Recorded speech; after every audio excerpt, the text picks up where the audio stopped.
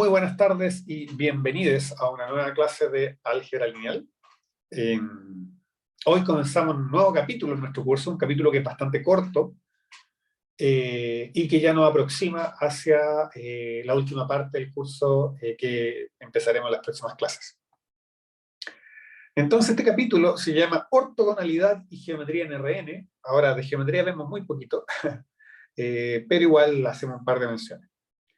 Entonces, lo primero es que vamos a recordar un concepto que ya introdujimos hace mucho tiempo cuando estábamos hablando de multiplicación de matrices.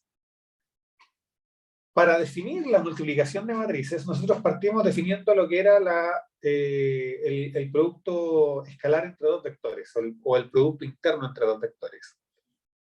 Y esencialmente vamos a decir que si tenemos dos vectores A y B, donde A tiene componentes A1, A2, A3, A4 hasta AN, y B tiene componentes B1, B2, B3, B4 hasta Bn, el producto interno entre A y B va a estar dado por la suma desde 1 hasta n de la multiplicación de AI por BI. O sea, esto es, bueno, primero que hay un typo, esto debería ser I, y esto es A1 por B1 más A2 por B2 más A3 por B3 hasta ANBN.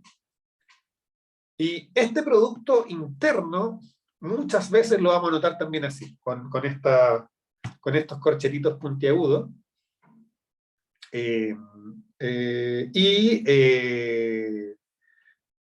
Para ser todavía más claro de lo que estamos hablando, imagínense que queremos hacer el producto interno entre el vector 1, 2, 3, 4 y el vector 10, 20, otro typo, 30 y 40. ¿Y eso qué va a ser? Va a ser, bueno, 1 por 10, más 2 por 20, más 3 por 30, más 4 por 40. ¿Ya? Eso es 10, más 40, ahí vamos 50, más 90, que es 3 por 30, nos da 140, más 160, que es 4 por 40, nos da 300. O sea, lo primero que uno nota es que esto que está acá es algo que nos lleva de dos vectores en Rn a un número real. ¿Cómo estamos ahí? ¿Se entiende? Sí, profe. Súper. Entonces, este producto interno satisface un montón de cositas. Y las primeras dos propiedades que tiene es que es simétrico y bilineal. ¿Qué significa esto? Bueno, primero, supongan ustedes que tienen tres vectores cualquiera y un par de escalares. El producto interno es simétrico porque hacer x por y es lo mismo que y por x. Si ustedes quieren, si estuviéramos hablando de una ley de composición interna, que no lo es, diríamos simplemente que es conmutativa. ¿Ok? Pero como no es una ley de composición interna, no hablamos de conmutatividad, sino que hablamos de simetría. ¿Ok? Y la segunda propiedad que tiene es bilinealidad. ¿Qué significa eso? Significa que si yo dejo fijo 1 y en una de las entradas coloco una combinación lineal, el resultado de esto es igual a la combinación lineal de x con y más x con z. ¿Ok?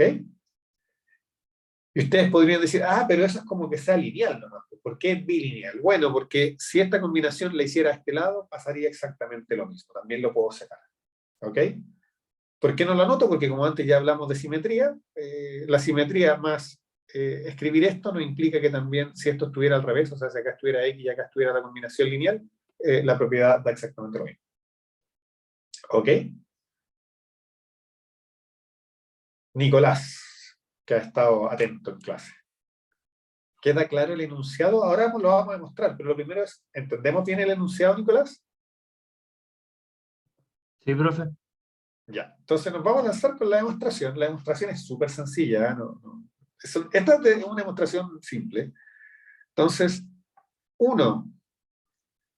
¿Cuánto vale x con y? X con y vale la suma de y sub y, perdón, de x sub y por y sub y, desde igual 1 hasta n.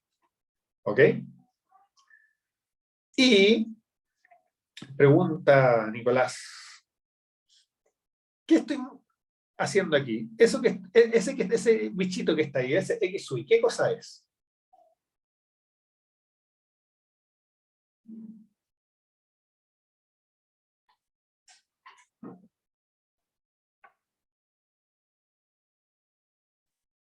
Nicolás.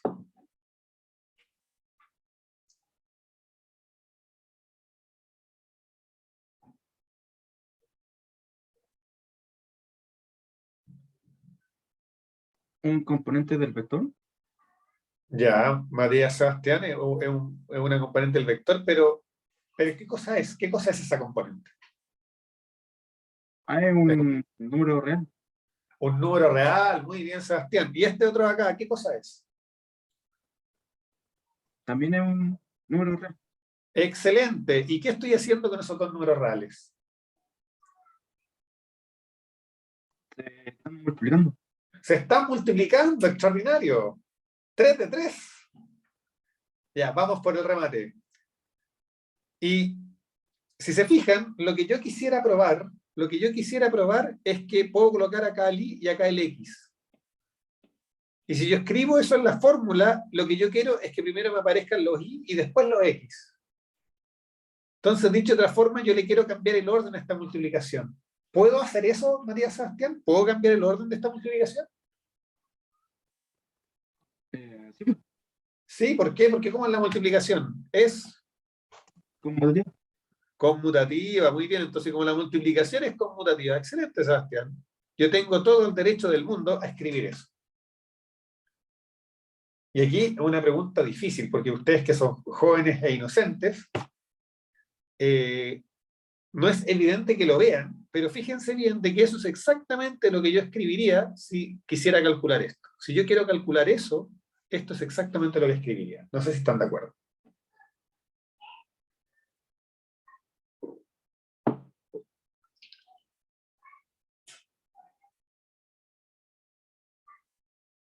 ¿Sí? ¿Sí? Excelente. Entonces, probamos la primera propiedad del producto punto. El producto punto es simétrico. Excelente. Y ahora vamos a probar que es bilineal. Y en realidad es muy sencillo. Y para que vean, voy a hacer trampa. Voy a escribirlo al otro lado. Para que ustedes quieren después probar la otra, pero para hacer el punto. Si yo colocara aquí alfa y más beta z y acá coloco x, bueno, eso es por definición la suma desde igual 1 hasta n de la iésima componente del primer vector, o sea, tomo mi primer vector alfa y más beta z, componente y, perdón, componente y eso lo multiplico por la componente y de x. Y aquí viene la pregunta fundamental. Cuando yo sumaba dos vectores, ¿cómo eran las componentes? ¿Cómo se suman los vectores? A ver si alguien se atreve con una respuesta. ¿Cómo sumo yo dos vectores?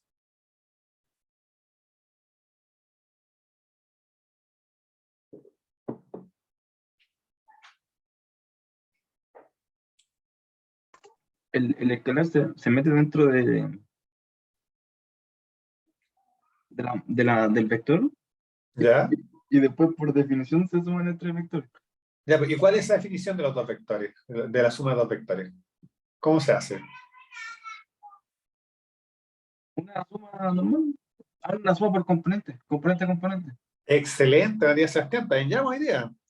Componente a componente. Entonces, miren, yo me voy más despacio que Matías Sebastián, que como él es joven, ustedes saben, por la juventud es así acelerada.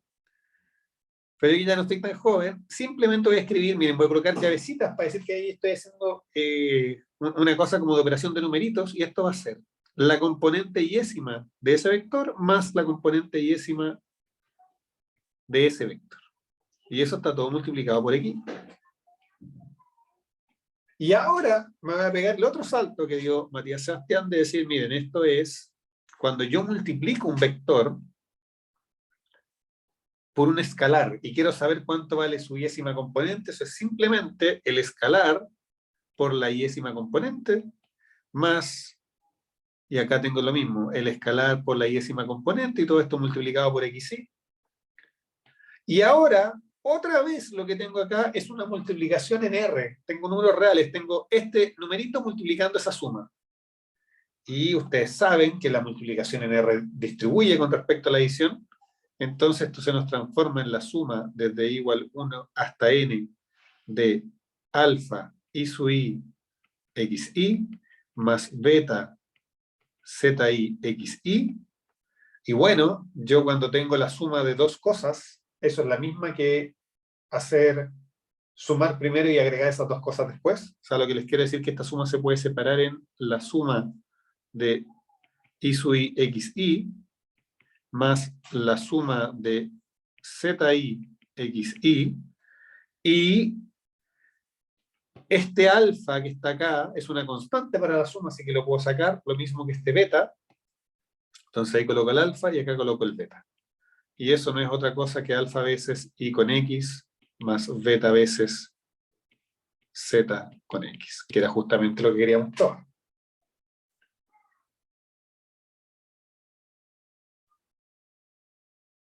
¿Ok? ¿Qué opinan de la segunda demostración? ¿Queda clara? Si se fijan, ¿cuáles eran las claves? Primero que todo, escribir la definición del objeto y después usar la definición de los objetos ya conocidos, como son la suma de los vectores. Y por último, usar las propiedades sumatorias para separar esto en dos sumatorias y para sacar las constantes. Factorizar, si ustedes quieren. Yo sé que todos ustedes son buenos para factorizar.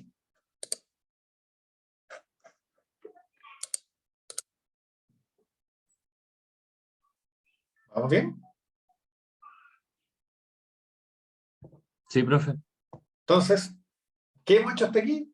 Le pusimos, bueno, rescatamos la definición de producto interno y acabamos de probar dos propiedades del producto interno. Ahora, ¿qué es lo que sucede? ¿Por qué nos interesa especialmente el producto interno y en qué sentido se relaciona con la geometría? Eso está dado por esto que estoy escribiendo acá. Cuando yo tengo un vector en Rn, a cada vector yo le puedo asociar un numerito. Y ese numerito, al que le voy a llamar yo norma, la norma, lo voy a definir simplemente como la raíz cuadrada del producto interno de ese vector consigo mismo. Entonces, esto es la raíz cuadrada de la suma de los cuadrados componentes. ¿Sí? Eso es lo que vale la fórmula. Lo que vamos a ver es que la norma lo que captura es la noción de tamaño. ¿Ok? Y vamos a llegar ahí. Pero empecemos con un ejemplo de cómo se calcula. Entonces, si yo les digo, ya, calculemos la norma del vector 1, 2, 3, 4, vector en R4, bueno, eso va a ser la raíz de 1 al cuadrado, más 2 al cuadrado, más 3 al cuadrado, más 4 al cuadrado. ¿Por qué? Porque es la raíz de S al cuadrado, más S al cuadrado, más S al cuadrado, más S al cuadrado. ¿Por qué? Porque si yo hago producto interno de este vector consigo mismo, va a ser 1 por 1, más 2 por 2, más 3 por 3, más 4 por 4, o sea, 1 al cuadrado, más 2 al cuadrado, más 3 al cuadrado, más 4 al cuadrado. Y todo eso, cuando lo calculan, les da raíz de 30, un numerito. ¿Ok? Profe, eso es como si fueran tridimensional sería la distancia. La norma sería como la distancia. La idea es la siguiente, miren. Voy a hacer un monito. Imaginémoslo en R2. ¿Ya? Si yo lo llevo a R2 nomás, por ejemplo, ahí tengo un punto de R2, ese es el punto X, ¿cierto?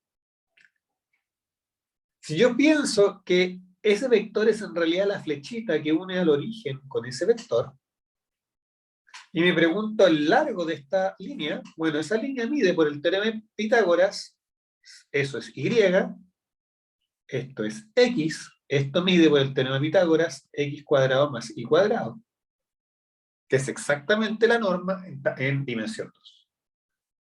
Entonces, por eso les digo que la norma de un vector tiene asociada la idea de un tamaño. Creo que se puede demostrar por inducción, parece, ¿no? Porque Eh, de Z o, es como- o sea, claro, lo que pasa es que, a ver, en dimensión 3, si yo hago el mono pasa exactamente lo mismo. O sea, a ver, voy a tratar de hacer el mono, pero no sé si me va a resultar. Entonces vamos a usar colores en este caso. Entonces, eso es X, Y, Z. Entonces, eso, este es el eje X, Y, Z. Ups. Ahí.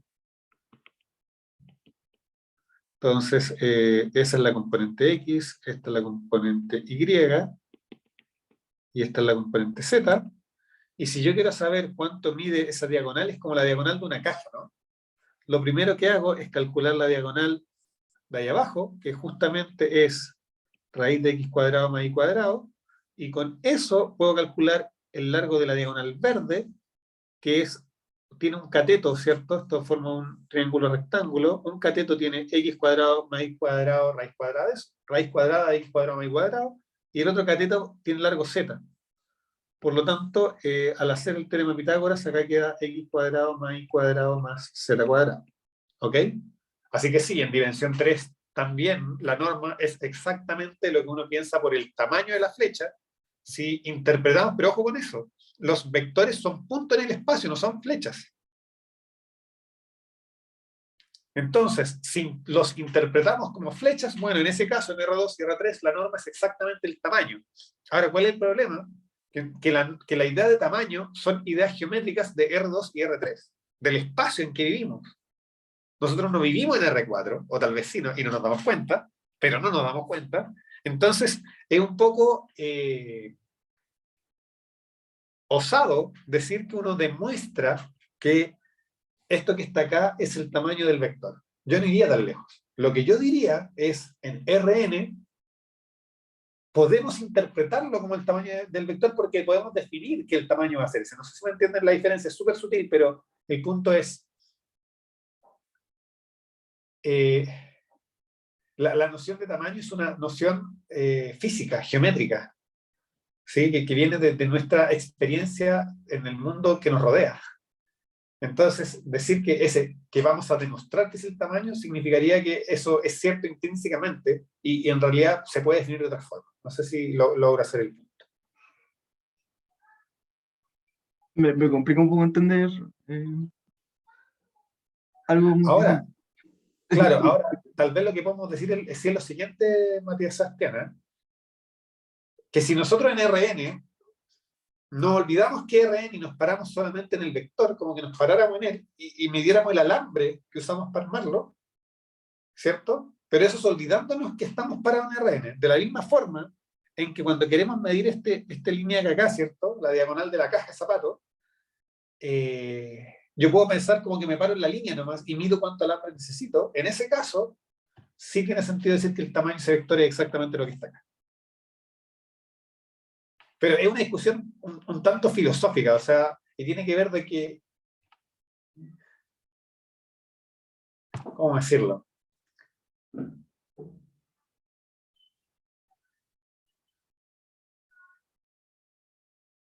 No sé cómo decirlo. Pero no sé, no es muy práctica al final, pero tiene que ver un poco con cómo hacemos la diferencia entre las cosas que demostramos y las cosas que definimos. ¿Sí? De alguna manera, cuando yo digo que el área del rectángulo es A por B, ahí yo estoy haciendo una definición. En base a esa definición, yo después puedo demostrar otras fórmulas, como el área del triángulo, de un círculo, lo que ustedes quieran.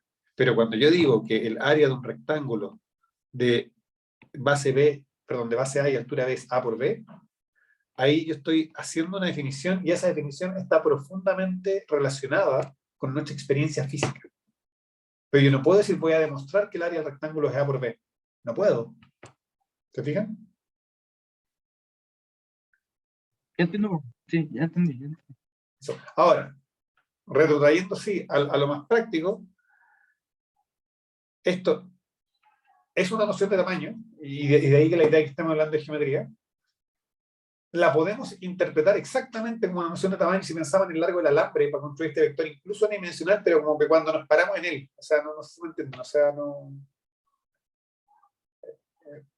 Pero en cualquier caso recupera exactamente lo que sí es una noción de tamaño en nuestra realidad física, que es R3, y como vivimos en R3, uno siempre se puede abstraer a R2. porque siempre uno puede quitarle dimensión a las cosas, pero agregárselas requiere otro esfuerzo. Ok. Entonces, bueno, eso es lo que les acabo de decir. Cuando estamos en dimensión 2, la norma es justamente eso que está acá. Y si uno interpreta el punto como el vector como la flechita que va desde el origen hasta ese punto, tiene completo sentido hablar de que la norma representa su tamaño. ¿Ok? Ahora vamos a probar una desigualdad que es clásica. Es clásica, clásica, clásica. Es clásica y es recurrente. ¿Ya? Sus compañeros que están en análisis funcional ahora, ¿cierto? Hace un par de clases volvieron a probar Cauchy-Schwarz en otro contexto. Entonces, ¿qué es lo que dice la desigualdad de Cauchy-Schwarz? Dice, mire, si usted tiene dos vectores en Rn, el valor absoluto de su producto punto es siempre menor o igual que el producto de sus normas. Es extraordinaria esta desigualdad porque es tan simple, pero es sorprendente. O sea, uno dice, wow, pero realmente a mí me sorprende. ¿Ok? Entonces, la demostración no es para nada trivial, pero tampoco es difícil, solamente es muy ingeniosa. Ahora, claro, yo les voy a hacer la demostración que yo me aprendí, que seguramente es una demostración bastante ya, quizás no es la original, digamos. Me refiero a que todo lo que vemos es tan clásico que ya han pasado varias generaciones de matemáticos encontrando la mejor demostración para enseñarlo. Quizás la demostración original era súper difícil de digerir, pero la de ahora es muy sencilla, pero muy ingeniosa. Entonces, lo que vamos a hacer es lo siguiente. Lo invito a que estudiemos esta función. Sea g de t igual x más t veces y, producto punto con x más t veces y. Fíjense que x e y son elementos dados. Nos damos dos elementos cualquiera. Y yo les digo, para cada t, voy a mirar la función que a t le asigna el valor de este producto interno. ¿Ok? Lo primero que hay que notar que eso no es otra cosa por la definición que tiene la norma que x más t veces y norma al cuadrado. ¿Ok? La norma se define como la raíz cuadrada de un vector por sí mismo, por lo tanto, si lo coloco al cuadrado, es el vector producto punto con sí mismo. ¿Vamos bien hasta ahí? Sí. Y por lo tanto, como es una norma al cuadrado, bueno, como un número al cuadrado, esto es mayor o igual que 0. Eso es lo primero, notar que nuestra función es positiva. Pero desarrollemos un poquito quién es g. Bueno, g de t es, gracias a que nuestra función es bilineal simétrica, que sea bilineal nos dice que cuando yo tengo una suma acá y tengo una suma acá, el resultado es la suma de todos contra todos. ¿Ok?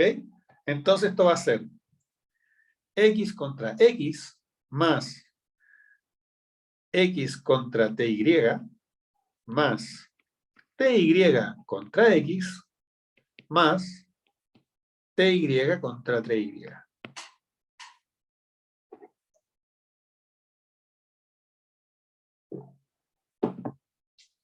Y yo me digo, bueno, esto es la norma de x al cuadrado más, eso es un escalar, puede salir porque la función es bilineal. Este es escalar, también puede salir, y acá me queda x contra y e y contra y, pero como hay simetría, el resultado de eso va a ser 2 veces t x contra y. Más, y acá tengo un escalar a un lado, tengo un escalar al otro lado, saco ambos, su producto me da t cuadrado, por la norma de y al cuadrado.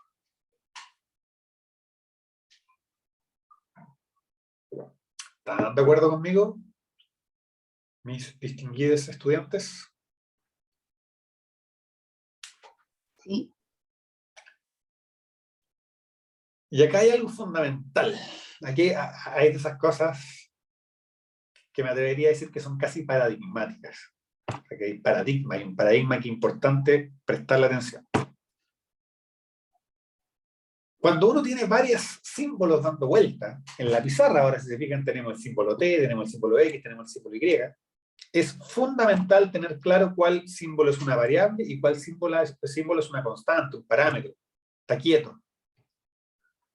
X e Y están quietos. Nos dimos dos cualquiera, pero quietos. Tomamos estos dos de acá, los dejamos fijos.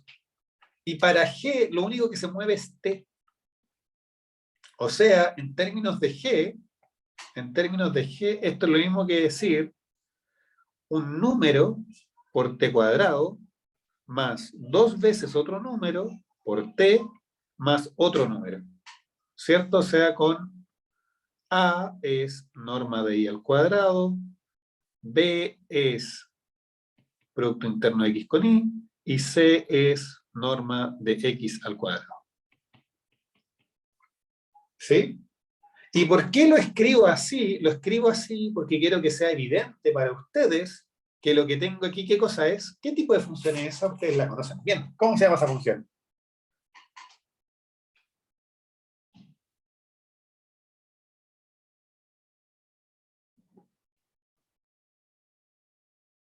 ¿Cómo se llama esa función?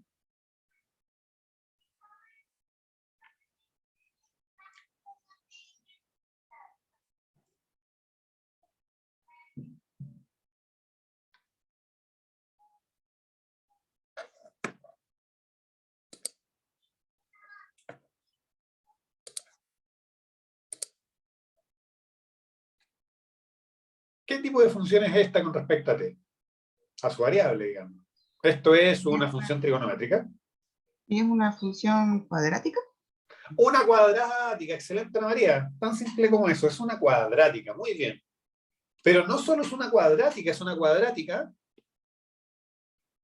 que es mayor o igual que 0. ¿Están de acuerdo conmigo? Y eso es interesante porque las cuadráticas que son mayor o iguales que 0 tienen dos opciones. O bien están como por acá arriba, digamos, ¿cierto? Nunca tocan el eje de las X. O bien lo tocan, están así como justo por ahí. Pero no estamos en este caso. Eso no ocurre. No ocurre algo así. ¿Sí? Bueno, cosa importante, ¿eh? Yo sé además que la cuadrática está mirando hacia arriba, una cuadrática feliz, una cuadrática que sonríe. ¿Cómo yo sé que la cuadrática sonríe, Ana María?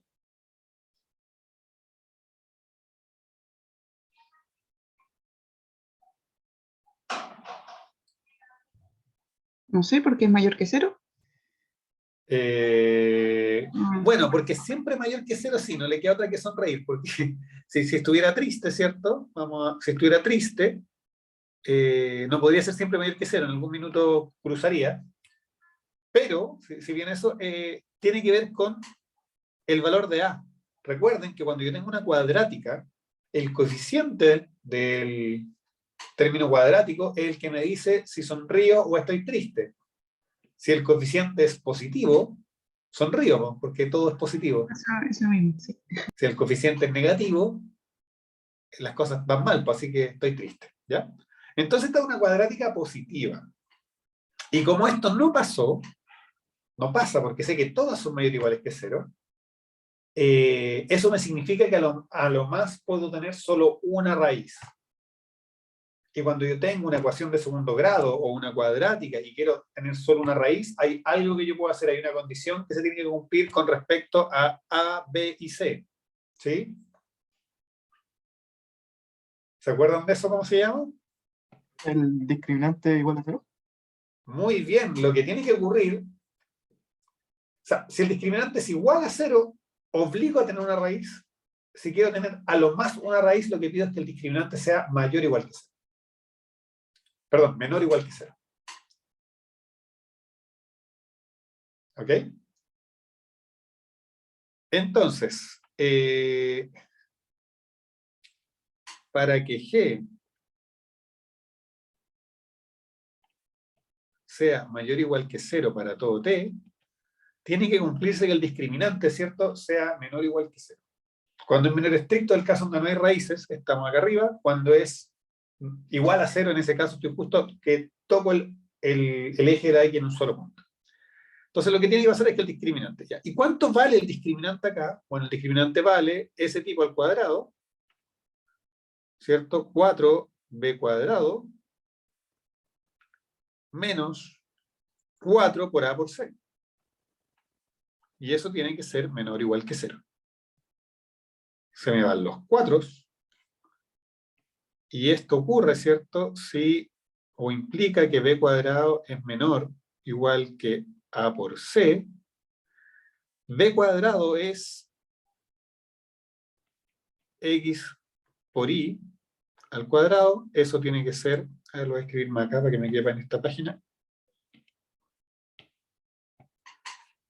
¿Cierto? Eso me implica entonces que x por y al cuadrado sea menor o igual que a, que era y al cuadrado, norma de y al cuadrado, c, que era norma de x al cuadrado.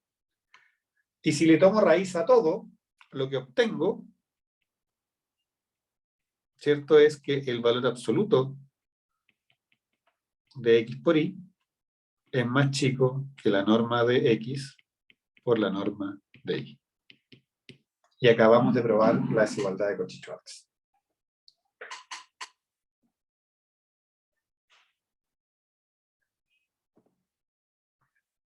Entonces les decía, la demostración no es difícil, fíjense, nos cayó en algunas líneas, pero es muy ingeniosa porque es proponer esta función g, que no tiene por qué ocurrírseles.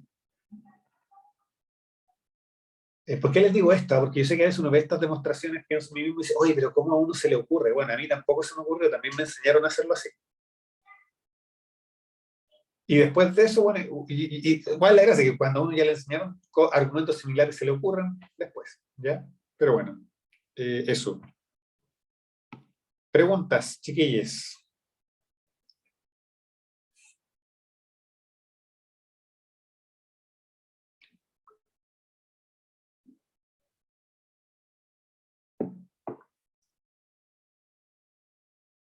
¿Quedó claro?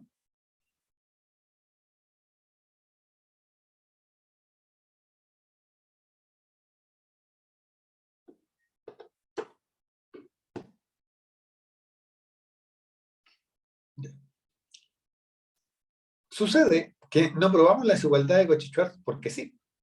La probamos porque la necesitamos para probar estas tres propiedades que están acá, que son las propiedades de la norma. Y que son importantes. Entonces, la norma de un vector, primero, bueno, vamos a tomar dos vectores cualquiera, pero lo primero que vamos a ver es que la norma de un vector es igual a 0 si y solo si el vector es el vector 0. El vector 0 es el único cuya norma vale 0.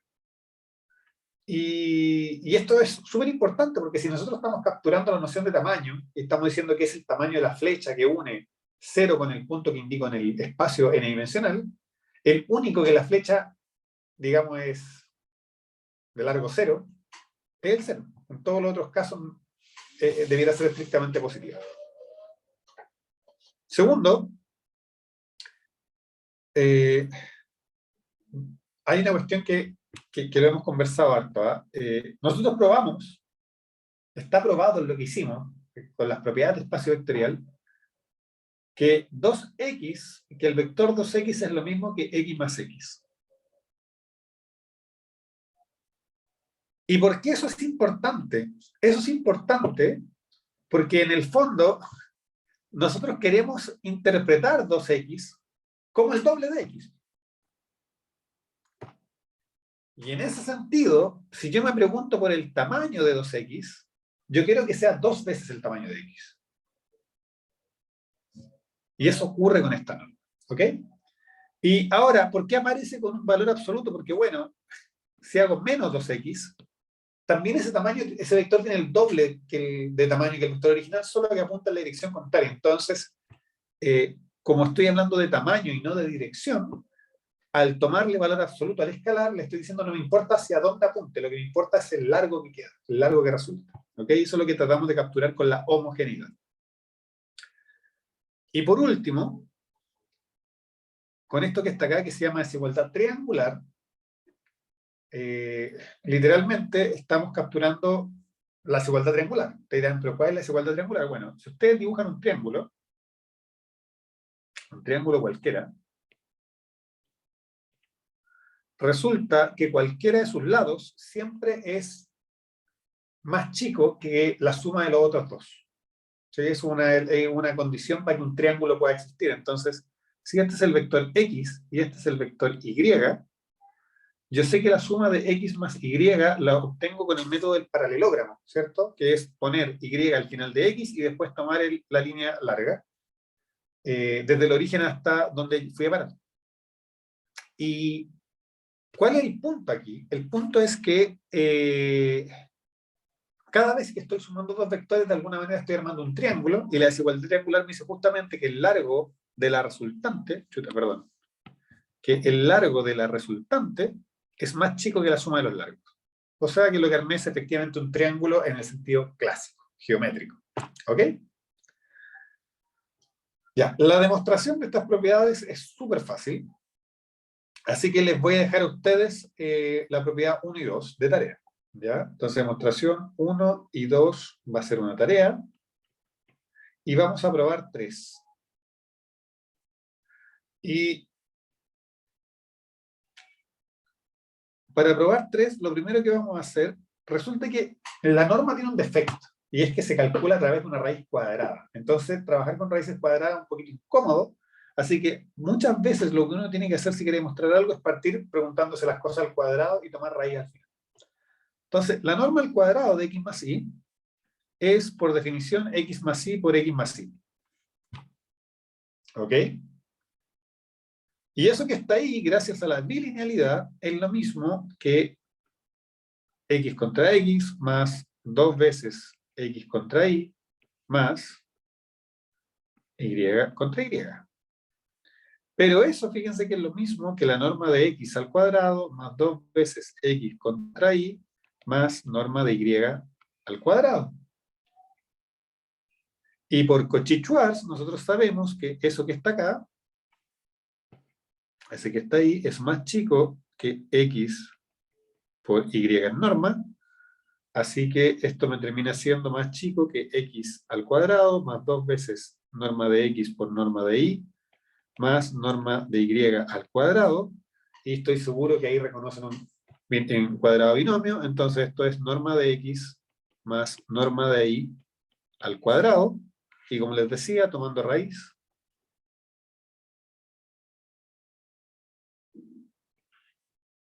nos queda entonces que x más y, norma de x más y es más chico que la norma de x más la norma de y. Y, por supuesto, eso que está ahí es Cauchy-Schwarz.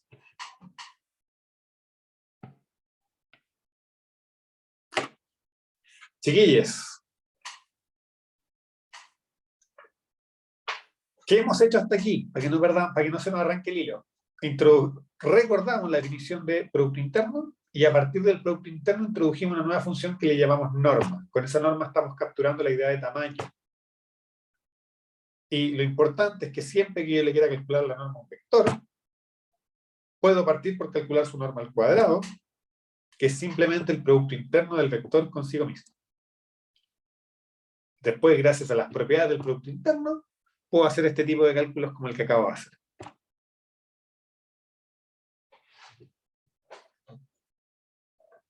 ¿Están conmigo, chiquillas?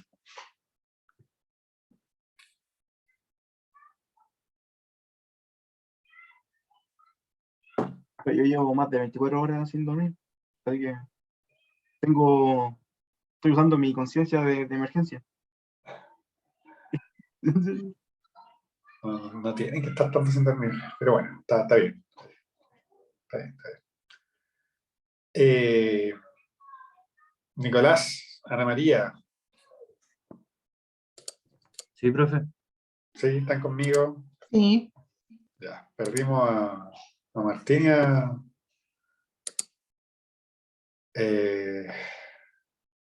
Chuta, se me olvidó quién más perdimos. Qué bueno. Cristian, ¿estás ahí? Sí, profe. Ya. Ok. Se fijan, hasta ahora hemos hecho como calculitos. Dentro de esos calculitos hay una definición que es muy sencilla. Y es que vamos a decir que un vector está normalizado si tiene norma 1. ¿Ok? Entonces, por ejemplo, este vector que está aquí está normalizado. ¿Por qué? Porque fíjense, ¿cuánto vale su norma? La norma vale la raíz de el primero al cuadrado, o sea, 1 sobre 30, más el segundo al cuadrado, o sea, 4 sobre 30, más el tercero al cuadrado, 9 sobre 30, más cuarto al cuadrado, 16 sobre 30, y 1 más 4 más 9 más 16 da 30. Entonces esto es la raíz de 30 sobre 30, o sea, 1. Tan simple como eso. Por ejemplo, si yo miro el vector 1, 1, ¿cuánto es la norma del vector 1, 1? Bueno, va a ser la raíz de 1 al cuadrado más 1 al cuadrado. Eso me dice que el vector 1, 1 tiene raíz de 2. Y gracias a la homogeneidad, eso me dice que si yo divido toda esta ecuación por raíz de 2, me queda que 1 partido por raíz de 2, el vector 1, 1, tiene norma 1. O sea, el vector 1 sobre raíz de 2, 1 sobre raíz de 2, está normalizado. ¿Sí? Entonces, uno de los vicios permanentes que tenemos como sociedad es tratar de definir lo normal. Y aquí ven que por ahora para nosotros lo único normal es algo que tiene tamaño 1. Nada más. No significa otra cosa, no tiene otra connotación. Ok. Entonces, me gustaría recapitular lo que les decía antes. Cuando uno mira dos vectores en Rn, entonces, por ejemplo, acá tengo el vector X y acá tengo el vector Y. Recuerden que los vectores los vamos a interpretar como las flechitas que nacen desde el origen al punto que están designando. Y si uno quiere calcular X más Y, hay una forma que dice, mire, toma el vector Y, trasládelo hacia el final del vector X, ¿sí? Y el puntito que designa es justamente el vector X más Y. ¿Ok? Eso es lo que se llama el método del paralelogramo. No sé si lo vieron para sumar vectores tal vez en algún curso de física o en el colegio. ¿Les suena?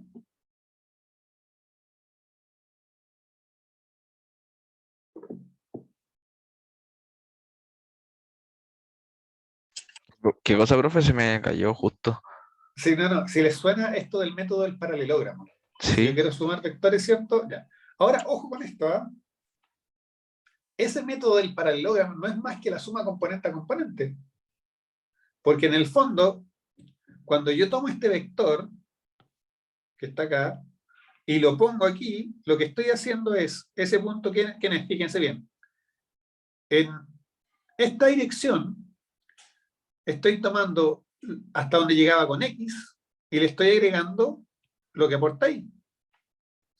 Y en la otra dirección, estoy tomando a donde llegaba con X, y le estoy agregando lo que aporta ahí. O sea, es la suma componente a componente, no es otra cosa que eso. Pero gráficamente, uno lo puede ver como este método del paralelogramo. ¿Y qué es lo que ocurre? Que cuando yo lo veo así, nosotros hicimos un calculito y vimos que la norma de X más Y es exactamente esto que está acá. Esto lo agotábamos con Cauchy-Schwarz para llegar a la desigualdad triangular, pero si yo quiero el cálculo exacto, es eso que está ahí. ¿Ok? Y fíjense de que si yo miro acá, si yo miro este tipo, si esto fuera un ángulo recto, me pasaría que el tamaño de este sería exactamente la suma, la raíz cuadrada del tamaño de este al cuadrado, más el tamaño de ese al cuadrado. ¿Sí? Entonces, y fíjense bien de que en esta fórmula, si no, yo no tuviera ese término, lo que me quedaría sería exactamente el teorema de Pitágoras, que me dice que el tamaño de la hipotenusa es la suma de los cuadrados de los catetos. Con eso en mente, con la idea de que cuando yo tenga dos vectores que satisfagan esta igualdad sin el producto interno, lo que tengo yo es cuando los armo me arman el teorema de Pitágoras, por así decirlo, me motiva a decir que voy a tomar que dos vectores son ortogonales si su producto interno es 0. ¿Ok? Dicho de otro modo, ¿qué significa ortogonal? Ortogonal es lo mismo que perpendicular. Yo estoy diciendo que dos vectores son perpendiculares si su producto punto es 0. ¿Por qué? Porque cuando su producto punto es 0 y yo haga este monito, lo que va a ocurrir es que el largo de la suma va a ser exactamente la suma de los largos de los catetos al cuadrado. Y eso ocurre solamente en un triángulo rectángulo, ¿cierto? Por el teorema de Pitágoras. Y por lo tanto, uno dice, ah, sí, estos dos vectores debían estar en ángulo recto. ¿Ok? Entonces ahora, un ejemplito. Estos dos vectores son ortogonales. ¿Por qué? Porque si yo hago el producto punto, fíjense bien, el producto punto entre esos dos es 1 por menos 1 más 1, perdón, más 1 por 1. Y eso es 0.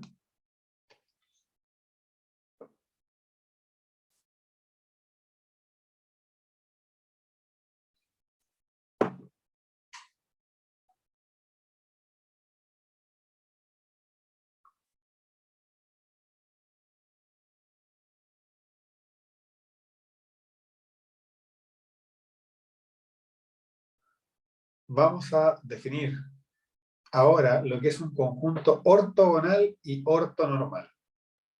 Chuta, hay tantas palabras nuevas. Pero no es nada difícil. Vamos a decir que un conjunto es ortogonal, ya si yo tomo una cantidad de puntos en Rn, m puntos. Voy a decir que ellos son un conjunto ortogonal si cada vez que tomo 2, su producto interno vale 0. Si además todos tienen norma 1, entonces voy a decir que es ortonormal. ¿Ok? Entonces eso es una definición. Le pusimos nombre a las familias que satisfacen algo. Antes le habíamos puesto, por ejemplo, nombre a la familia LI, nombre a la familia LT. Ahora le pusimos nombre a las familias cuyos vectores, cuando tomo 2, entre ellos son ortogonales. Si además tienen cada uno norma 1, voy a decir que son ortonormales. Ejemplo, los vectores canónicos son un conjunto ortonormal. Veámoslo en R3. ¿Cuáles son los vectores canónicos de R3? Ya los vimos hoy día. Son el 1, 0, 0, el 0, 1, 0 y el 0, 0, 1. ¿Sí? ¿Cuánto vale la norma de 1, 0, 0? Bueno, la norma de ese tipo es la raíz de 1 al cuadrado más 0 al cuadrado más 0 al cuadrado. O sea, 1. Perfecto, está normalizado. Ya, es obvio que si coloco el 1 acá o acá, da lo mismo. O sea, si voy moviendo el 1, así que estos tres tipos tienen la misma norma. ¿Y qué pasa cuando yo hago 1, 0, 0 contra 0, 1, 0? Cuando yo multiplico esos vectores me da 1 por 0, más 0 por 1, más 0 por 0. Eso es 0. Y si juegan con los otros van a ver que también ocurre lo mismo. En resumen, cuando yo tengo los vectores de la base canónica, nosotros sabíamos que la base canónica, bueno, una base, así que naturalmente son vectores LI, pero ahora vemos que no solamente son linealmente independientes, sino que además satisfacen esta nueva propiedad que le llamamos ser ortonormales, es decir, todos tienen tamaño 1, y cuando hago un producto interno entre cualquiera de ellos da 0.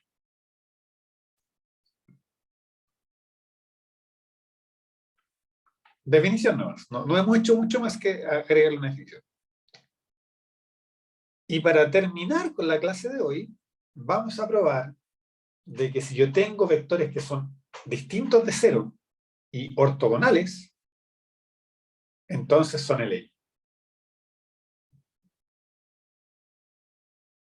O sea, si se fijan, estamos relacionando una propiedad, entre comillas, geométrica de los vectores con una propiedad algebraica que es la independencia lineal.